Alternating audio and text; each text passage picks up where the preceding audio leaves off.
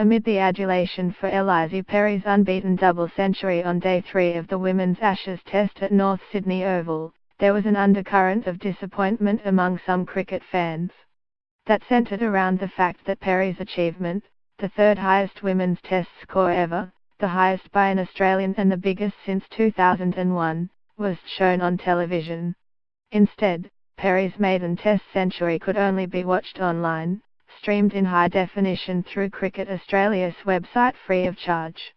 Perry brought up her 100 just after 3:30 p.m. AEDT, her 150 just before 6:30 p.m. and her 200 just before 8:30 p.m. on the Saturday of the first ever Women's Ashes Day-Night Test.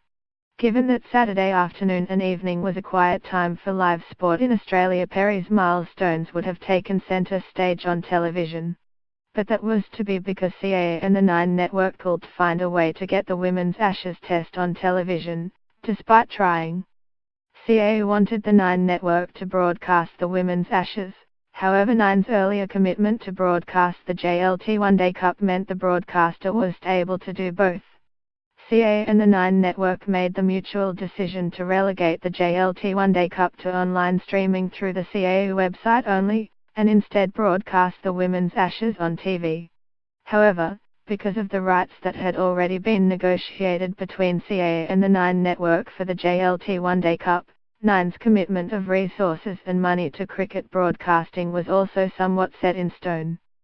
This set commitment could not cover the whole Women's Ashes series, which consists of 3 one-day internationals, 1 4-day test match and 3 2020 internationals.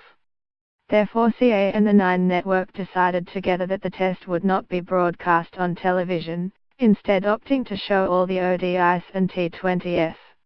Alternatively, the test has been streamed for free on the CAA website.